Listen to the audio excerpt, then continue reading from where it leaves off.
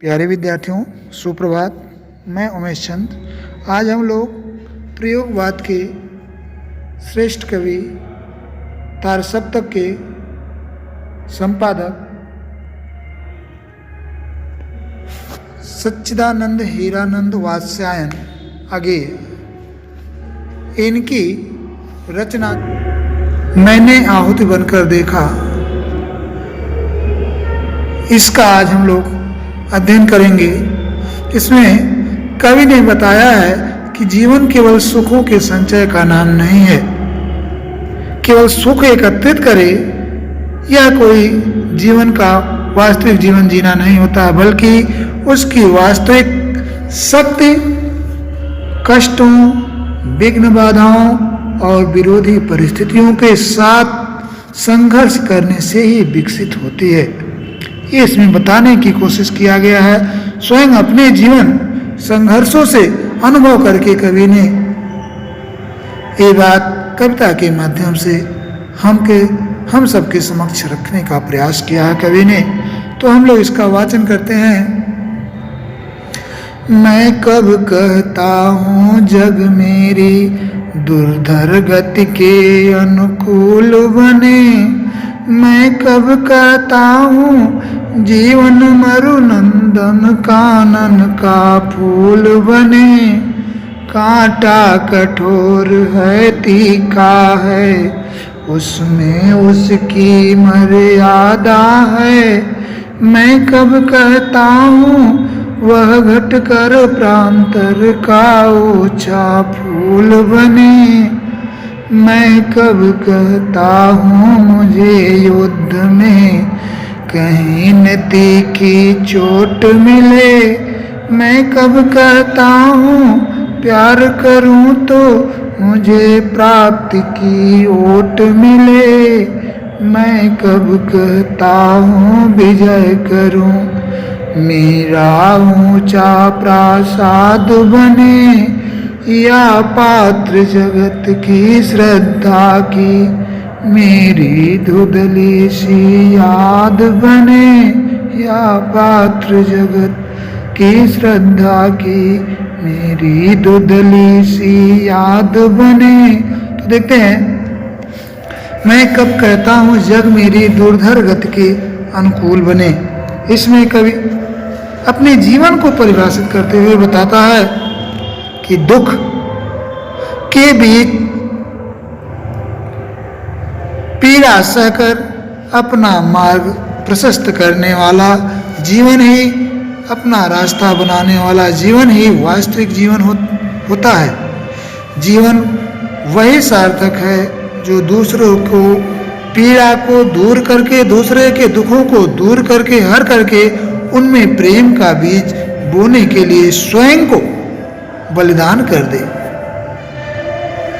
इस कविता में ऐसे ही जीवन की कामना करता हुआ कवि कहता है, मैं कब कहता हूँ जग मेरी दुर्धर गति के अनुकूल बने। यानी कब कहता है मेरी यह इच्छा नहीं है, मैं यह कामना बिल्कुल नहीं करता हूँ कि यह संसार मेरी कठोर जीवन गति के अनुकूल बन जाए, मेरे लिए यह संसार सरल हो जाए।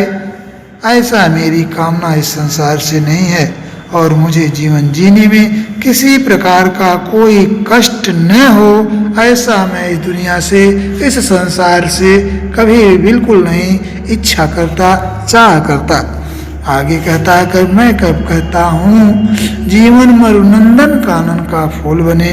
कब कह रहा है मैं यह भी नहीं चाहता हूँ कि हमारा जो दुख भरा जीवन रूपी मरुस्थल है, अर्थात जिस प्रकार मरुस्थल में पानी वगैरह का अभाव रहता है, वहाँ का जीवन थोड़ा कठिन होता है, ठीक वैसे ही कवि कह रहा है कि मेरा यह जो दुख भरा जीवन है, तमाम इसमें जो बाधाएं हैं, हमारे लिए विषम परिस्थितियां हैं, इस प्रकार ये जीवन रूपी जो मेरा मरुस्थल है, वह मेरी यह कामना नहीं है कि वह देवताओं का जो बगीचा होता है, जो हमेशा हरा भरा फूलों से लदा हुआ, फलों से लदा हुआ होता है, हमारा यह जीवन रूपी मरुस्थल देवताओं के बगीचे की तरह हमेशा हरा भरा बने, अर्थात हमारा जीवन हमेशा सुखमय व्यतीत हो, हमारे जीवन में कष्ट हो ही नहीं, ऐसी मेरी कामना बिल्कुल नहीं है। आगे कब कहता है, कांटा कठोर है तीखा है, कांटा कठोर है तीखा है, उसमें उसकी मर्यादा है। मैं कब कहता हूं वह घटकर प्रांतर का ओछा फूल बने। कांटे का इज्जत मान सम्मान, उसकी मर्यादा उसके तीखेपन में ही होती है, उसके नुकीलेपन में ही होती है। कभी कह रहा है जिस प्रकार से कांटे की श्रेष्ठता उसके कठोर और नुकीलेपन में है, उसी प्रकार जीवन की मर्यादा भी, जीवन की वास्तविकता भी उसके दुखपूर्ण जीवन में निहित है। मैं कब कहता हूं वह घटकर प्रांतर का ओछा फूल बने। कौन? वह कांटों से अर्थात दुख भरे जीवन की स्थिति। यह जीवन कभी कह रहा है, इसलिए मैं यह कभी नहीं चाहता हूं, मेरी यह अभिलाषा बिल्कुल नहीं है कि मेरा कांटे रूपी जीवन अर्थात जो दुख तमाम हमारे जीवन में व्याप्त है, यह कांटे रूपी जीवन अपनी कठोरता और तीखापन छोड़कर वन का तुच्छ कोमल पुष्प बन जाए। अगर कांटा कोमल पुष्प की भांति हो जाएगा तो उसका मान सम्मान, उसकी मर्यादा तो वहीं समाप्त हो जाएगी। इसलिए कभी कह रहा है कि मेरी ऐसी इच्छा बिल्कुल नहीं है। आगे कब कह रहा है, मैं कब कहता हूं मुझे युद्ध में कहीं न तीखी चोट मिले। कहने का आशय कवि क्या है कि यह जीवन कभी न समाप्त होने वाला एक संग्राम है, एक युद्ध है। इसमें तमाम परिस्थितियों से हमको, तमाम विपतों से, तमाम कष्टों से हमें लड़ना पड़ता है। ये जीवन एक तरह से संघर्ष ही है, यह युद्ध ही है। इसमें जब तक लोगों को क्या होता है, जब तक इस जीवन में लोगों को अत्यंत पीड़ादायक गहरे जख्म मिलते हैं, दुख इसमें मिलता है। मैं आगे कब कहता, मैं कब कहता हूँ प्यार करूँ तो मुझे प्राप्त की ओट मिले। कभी कहता है मैं यह कभी नहीं करता कि यदि मैं किसी से प्रेम पूर्वक बातें करूं, किसी से प्यार करूं, तो उसके बदले में मुझे भी प्यार मिले। मैं जैसा व्यवहार दूसरे से करता हूं, वैसा ही व्यवहार, वैसा ही इज्जत सम्मान दूसरे लोग भी मुझे दें, ऐसी मेरी कामना बिल्कुल नहीं है। अथवा मेरे प्रिय बोलने से, हमारे अच्छा व्यवहार करने के बदले लोग मुझे उपहार के रूप में उसका कोई प्रतिफल दे, यह मेरी कामना, ऐसी मेरी इच्छा बिल्कुल नहीं है। आगे कब कहता है, मैं कब कहता हूँ विजय करूँ मेरा ऊंचा प्रासाद बने। मैं कब कहता हूँ विजय करूँ मेरा ऊंचा प्रासाद बने। प्रासाद का अर्थ होता है महल, लेकिन क्या कवि कह रहा है कि मैं यह कभी नहीं चाहता हूँ, मेरी यह इच्छा बिल्कुल नहीं है कि मैं विश्व विजेता बन जाऊं और सारा संसार मेरे चरणों में झुक जाए। मैं सब पर विजय करूं, सारे लोग मुझसे नीचे हो जाएं, ऐसी मेरी कामना बिल्कुल नहीं है। नहीं, मेरी यह कामना है कि मैं आगे मैं यह भी नहीं चाहता हूँ, मेरी यह भी कामना नहीं है कि मैं इतना वैभव संपन्न हो जाऊं, इतना धन दौलत से संपन्न हो जाऊं, या ऐसा कोई बड़ा सा कार्य कर जाऊं कि मेरे राजमहल के सम्मुख, अर्थात मेरे कीर्ति रूपी राजमहल के सम्मुख, मेरे उस कार्य रूपी यश के सम्मुख संसार की सारी सुंदरता समाप्त हो जाए, अर्थात कोई उतना अच्छा कार्य कर ही नहीं पाए, ऐसी मेरी कामना नहीं है।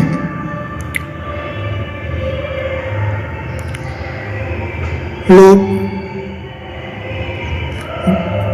उस हमारे प्रासाद, यश रूपी प्रासाद की विशालता एवं सौंदर्य पर मंत्र मुग्ध हो जाएं, मोहित हो जाएं, बिल्कुल ऐसी मेरी चाह नहीं है। आगे कब कहता है, या पात्र जगत की श्रद्धा की मेरी धुंधली सी याद बने।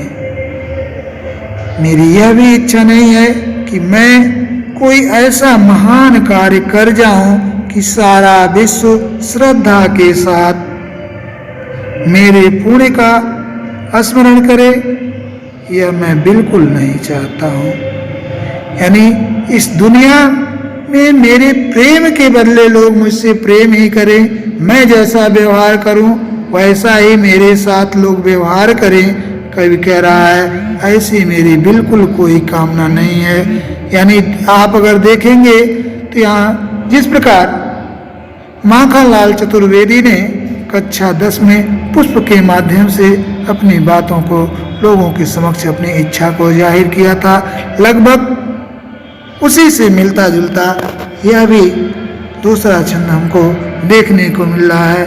वहाँ उन्होंने क्या लिखा था आपको याद होगा, चाह नहीं मैं सुरबाला के गहनों में गूथा जाऊं, चाह नहीं प्रेमी माला में विध प्यारे को ललचाऊं, चाह नहीं सम्राटों के सौ पर ही हरि डाला जाऊं, चाह नहीं दे के सिर पर चढ़ो भाग्य पर इठलाऊं, मुझे तोड़ लेना बनमाली उस पथ में देना तुम पे, मातृभूमि पर शीश चढ़ाने जिस पथ जाए वीर ने, चाह नहीं मैं सुरबाला।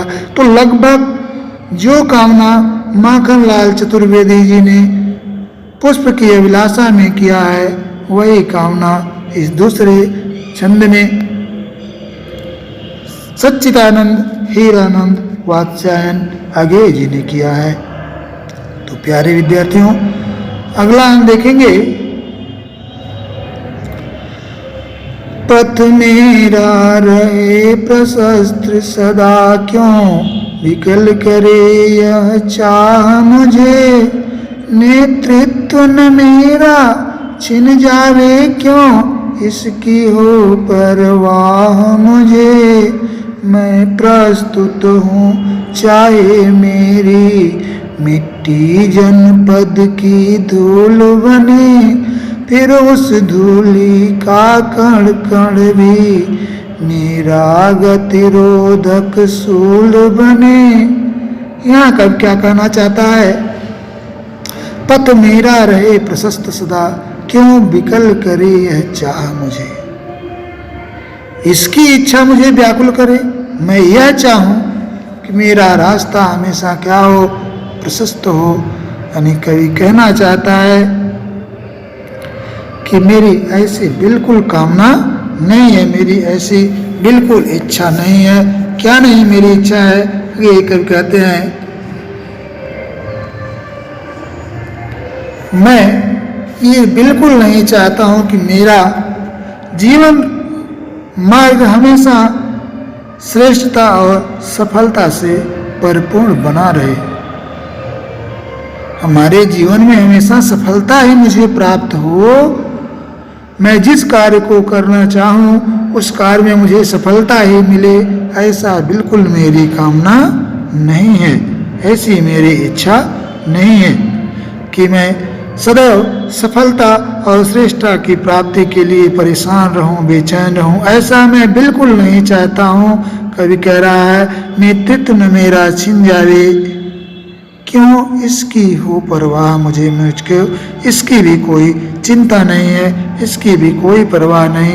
यानी मैं अभी तक सबका नेतृत्व करता हुआ जो दुनिया पर राज्य करता आ रहा हूँ, लोग हमारी बातों को स्वीकार कर रहे हों, मेरा यह नेतृत्व मुझसे छिन जाए, मुझको इसकी कोई भी परवाह नहीं है। इस बात की मुझे कोई चिंता नहीं है कि मैं आज अगुआ बन के रह रहा हूँ, नेता बन करके रह रहा हूँ और इस हमारे नेतृत्व को कोई मुझसे छीन ले, छीन ले तो छीन ले, इसकी मुझे कोई चिंता नहीं है, कोई परवाह नहीं है।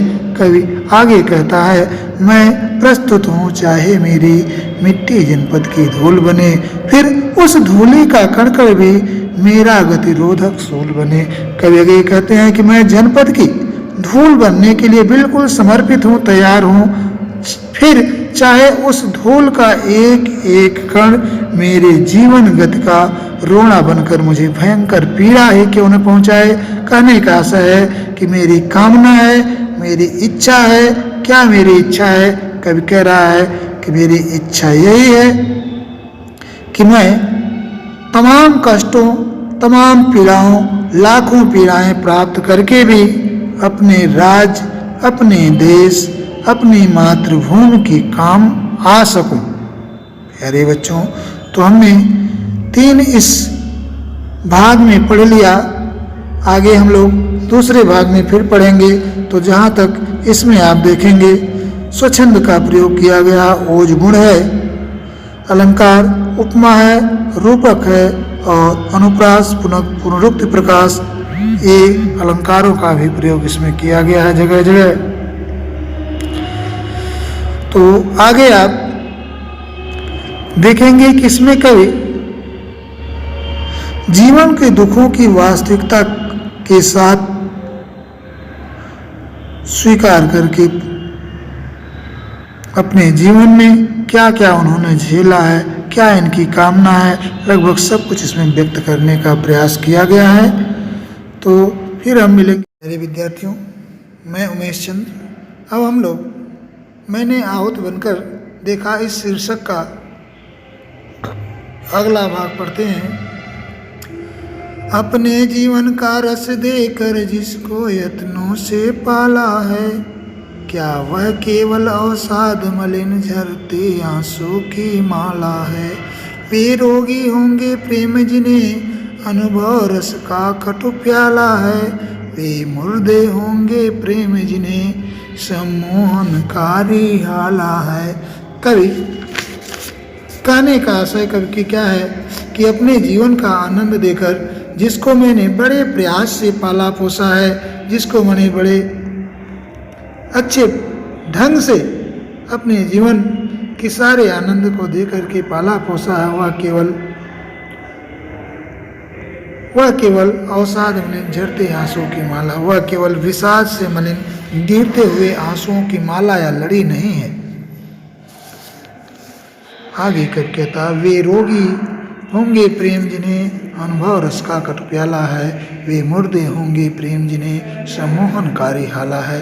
कवि कहता है कि प्रेम जिन व्यक्तियों को जीवन के अनुभव का कड़वा प्याला लगता है, वे अवश्य ही व्यक्ति रोगी होंगे। प्रेम जिनके लिए चेतना को गायब करने वाली मदिरा बन जाता है, वे व्यक्ति अवश्य ही चेतनाहीन, निर्जीव या मुर्दे के समान होंगे। यानी कहने का आशय कवि की क्या है, वे रोगी होंगे प्रेम जिन्हें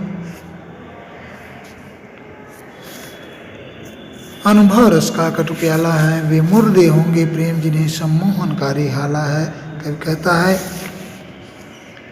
कि वे लोग जीवित रहते हुए भी मुर्दे, वे लोग जीवित रहते हुए मरे हुए या मुर्दे के समान ही हैं, जो प्रेम को वशीभूत या मोहग्रस्त करने वाला मदिरा पात्र समझते हैं, मदिरा पात्र से अधिक नहीं मानते हैं। निश्चित रूप से वे लोग क्या है, मुर्दे के समान ही हैं। कवि के कहने का आशय यह है कि जीवन का वास्तविक आनंद तो खोने में है, दूसरे को सुख देने में है, दूसरे के लिए अपना सब कुछ न्यौछावर कर देने में जीवन का वास्तविक है अर्थ है, वास्तविक आनंद है, न कि जीवन का वास्तविक आनंद पाने में है। इस नज़र से, इस दृष्टि से प्रेम तो यज्ञ की उस अग्नि के समान है, प्रेम यज्ञ की उस आग या अग्नि के समान है, जिसमें अपनी आहुति देकर अर्थात प्रेम में डूबकर, प्रेम में लीन होकर या स्वयं को उस प्रेम में खोकर ही प्रेम के महत्व को समझा जा सकता है। आगे देखेंगे, मैंने विदग्ध हो जान लिया, अंतिम रहस्य पहचान लिया। मैंने आहुति बन कर देखा, यह प्रेम यज्ञ की ज्वाला है। मैं कब कहता हूँ, मैं कहता हूँ, मैं बढ़ता हूँ, मैं नभ की चोटी चढ़ता हूँ। उछला जाकर भी धूली सा, आंधी सा और उमड़ता हूँ। यहाँ कवि के कहने का आशा है, मैंने विदग्ध हो जान लिया, अंतिम रहस्य पहचान लिया। मैंने विदग्ध हो जान लिया, अंतिम रहस्य पहचान लिया। कब कह रहा, मैंने कठिनाइयों और बाधाओं की आग में जलकर, विदग्ध होकर, जलकर, कठिनाइयों और जितनी भी दिक्कतें हैं, बाधाएं हैं, उन सारी दिक्कतों और बाधाओं रूपी आग में जल करके जीवन का अंतिम रहस्य क्या होता है उसको हमने पहचान लिया है। कवि कहता है कि जब मैं स्वयं आहुति बन गया, मैंने आहुति बनकर दे, जब मैं स्वयं आहुति बन गया तब मुझे प्रेम के यज्ञ की ज्वाला दिखाई दी। कठिनाइयों और बाधाओं के आगे कवि कहता है, मैं कहता हूँ, मैं बढ़ता हूँ। कठिनाइयों और बाधाओं के मार्ग को पार करके ही मैं विकास के शिखर पर पहुँचा हूँ। मैं कहता हूँ, मैं बढ़ता हूँ, मैं नभ की चोटी चढ़ता हूँ। यानी मैं इस बात की स्पष्ट घोषणा कहता हूँ कि मैं बताना चाहता हूँ कि मैं संघर्षों के बीच कुचला जाकर भी धूली सा, आंधी सा और उमड़ता हूँ। मैं संघर्षों के बीच कुचला जाकर भी आंधी के समान और ऊंचा उठ रहा हूँ। जिस प्रकार धूल पैरों से कुचली जाती है किंतु कुचलने वालों के सिर पर सवार हो जाती है, उसी प्रकार मैंने भी तमाम हमारे सामने बाधाएं उपस्थित हुई, परंतु उस धूल के ही समान मैंने भी बाधाओं से हार नहीं मानी। यानी कवि के कहने का आशा है कि प्रेम जीवन में माधुर्य और सरसता का संचार करता है। प्रेम करता क्या है, जीवन में मधुरता लाता है, सरसता बनाता है, जीवन को सरस बनाता है। और प्रेम व्यक्ति में एक नवीन चेतना, एक नया उत्साह और उसको उत्साहित करने वाली नई या नव प्रेरणा प्रदान करता है। यह निष्प्राण व्यक्ति में ये जो प्रेम है, यह निष्प्राण व्यक्ति में भी प्राण डाल देता है। कई कहता, मैंने स्वयं अनुभूत करके, मैं स्वयं प्रेम के सच्चे स्वरूप और उसकी महानता को जान लिया है अपने अनुभव के द्वारा। मुझे प्रेम का यह तत्व या यह रहस्य पता हो गया, ज्ञात हो गया कि प्रेम होता क्या है। वास्तव में प्रेम यज्ञ की उस ज्वाला के समान बड़ा ही पवित्र और हर तरह से कल्याणकारी होता है, जो भौतिक और आध्यात्मिक दोनों ही दृष्टियों से व्यक्ति के लिए आवश्यक और मंगलकारी है।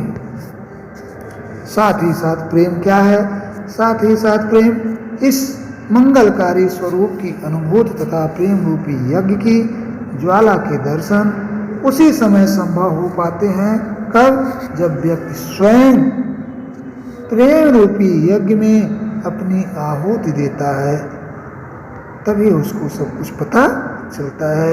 इस प्रकार कठिनाइयों और बाधाओं को पार करके तथा संघर्ष में तब पर ही हम प्रेम के तत्व को पहचान सकते हैं। कहा गया है, जाके पाँव ने फटी विवाई, सो क्या जाने पीर पराई। आगे आप देखेंगे,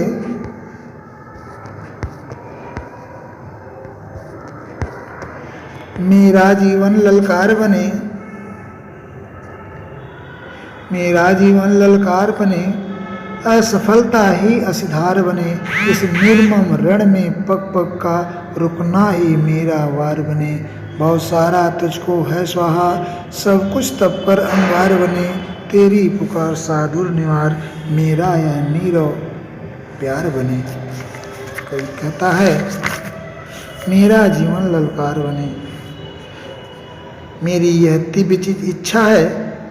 कभी कहता है, मेरी यह कामना है, मेरी यह इच्छा है कि मेरा यह जीवन ललकार बन जाए, मेरा यह जीवन ललकार बन जाए, ऐसी मेरी कामना है, ऐसी मेरी इच्छा है। कवि कहता है कि मेरा यह जीवन क्या बन जाए, ललकार बन जाए।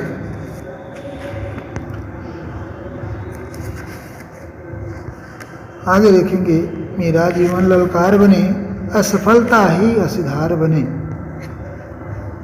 ललकार का अर्थ होता है प्यारे बच्चों प्रेरणा, लोगों के लिए प्रेरणा है। मेरा जीवन प्रेरणा स्रोत बन जाए, प्रेरणा बन जाए। तो मेरा जीवन ललकार बने, असफलता ही असिधार बने। अस माने होता है तलवार और असिधार बने तलवार की धार।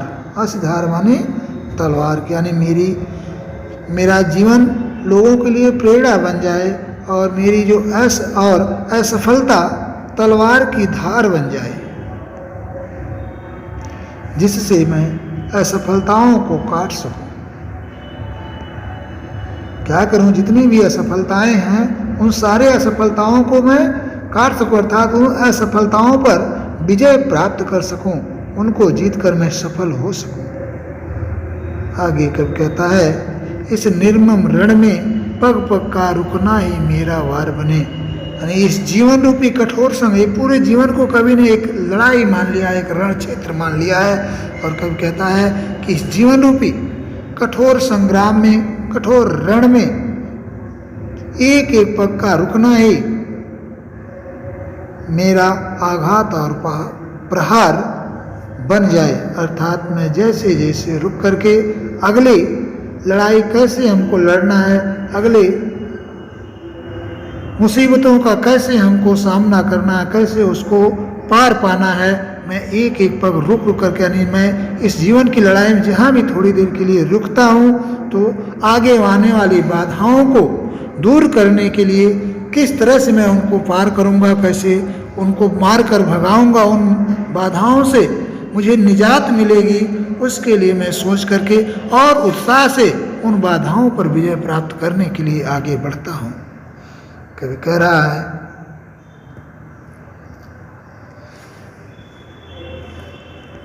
असिधार बने, इस निर्मम रण में पग का रुकना ही मेरा वार बने। यानी मेरा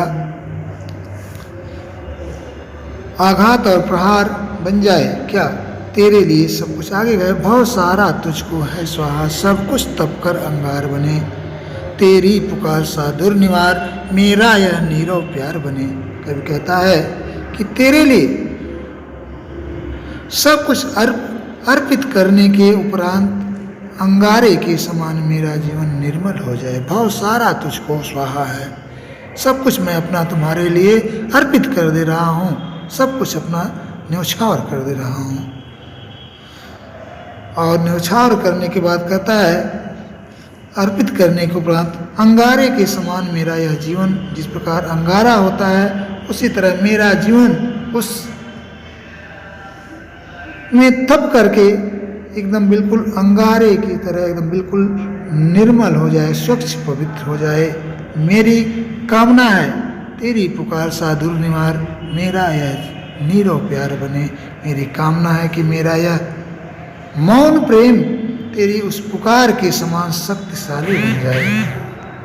तो प्यारे विद्यार्थियों, यहाँ कवि ने कठिनाइयाँ और बाधाएं, कवि का मानना है कि जो कठिनाइयाँ जीवन में आती हैं, जो बाधाएं जीवन में आती हैं, वह बाधाएं, वो कठिनाइयाँ व्यक्ति को विकास और प्रगति का मार्ग दिखाती हैं। तो कठिनाइयाँ आने से व्यक्ति उन कठिनाइयों से लड़ने का प्रयास करता है, उससे वह व्यक्ति आगे बढ़ने के लिए और हिम्मत करता है। अतः व्यक्ति को कभी भी सामने आने वाली बाधाओं से, कठिनाइयों से डरना नहीं चाहिए, भयभीत होना व्यक्ति के लिए उचित नहीं होता है।